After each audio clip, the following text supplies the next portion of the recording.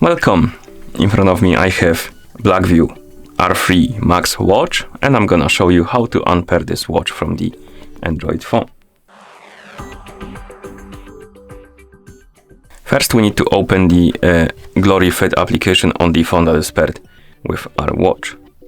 In the app, once you open it, you will see the home page. Then you can tap on the device icon. Here you should see your R3 Max on the top of the device page. Now scroll down, find the unbind button and tap on it, then tap on confirm. And the watch will disappear from this page. You can also check the Bluetooth settings on your phone, just in case. So we can open the quick panel, press and hold on the Bluetooth icon. And in the Bluetooth settings, you should check if you have the R3 Max right here on the previously connected devices list.